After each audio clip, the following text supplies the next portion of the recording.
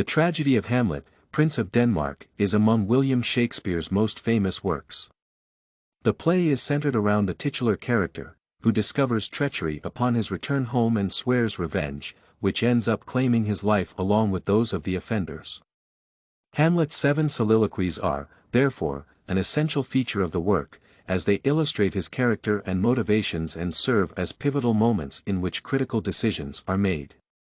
All the monologues are unified in their dark tone, but they represent the progression of Hamlet's character, as he gathers the resolve to oppose Claudius and realizes that his vengeance must be violent. The soliloquies advance the story by showing Hamlet's doubts and weaknesses as well as how he overcomes them. The first monologue.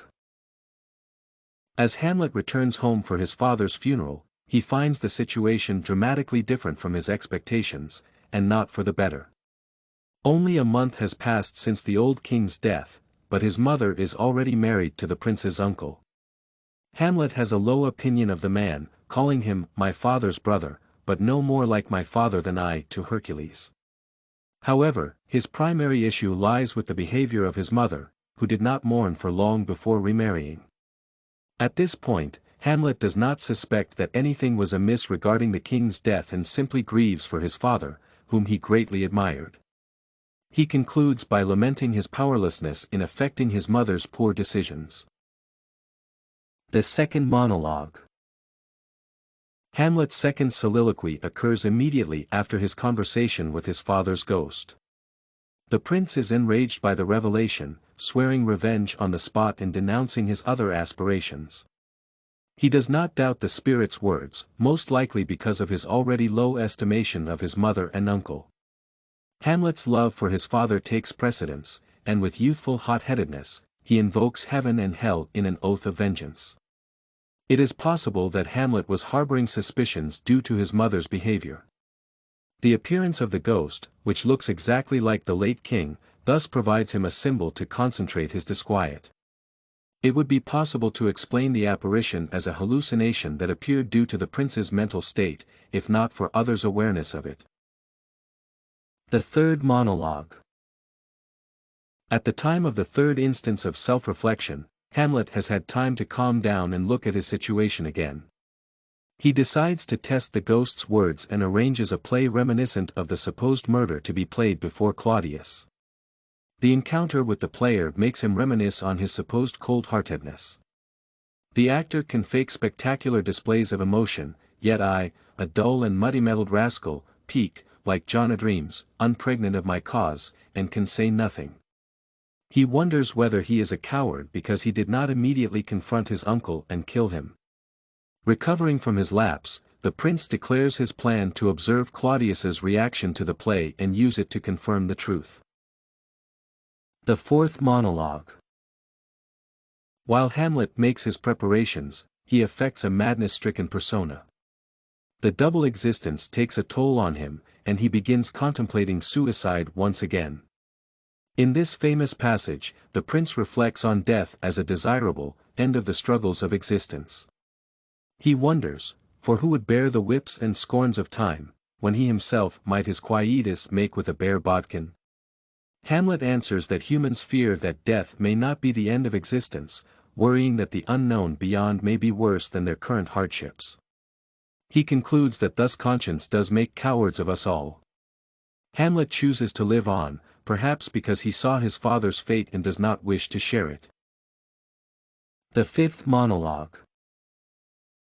The prince's mother calls upon him for a private conversation, as other inhabitants of the castle grow more concerned about his behavior. Convinced by Claudius's evil, the protagonist asks for some time so that he can prepare. He bears her little more goodwill than he does his uncle, but the ghost requested that Hamlet does not try to harm Gertrude, and he intends to honor the late king's will. However, as the prince puts it, now could I drink hot blood, and do such bitter business as the day would quake to look on. He uses the time spent alone to calm down and resolves to condemn his mother with words instead of acting on his impulses, though the situation turns to bloodshed regardless. The sixth monologue. On his way to Gertrude's chamber, Hamlet notices Claudius, who is absorbed in prayer and presents an excellent target for the prince's sword. He is tempted to enact his revenge there and then, but the religious significance of the act causes him to reconsider. As Hamlet says, "A villain kills my father, and for that, I, his sole son, do this same villain send to heaven."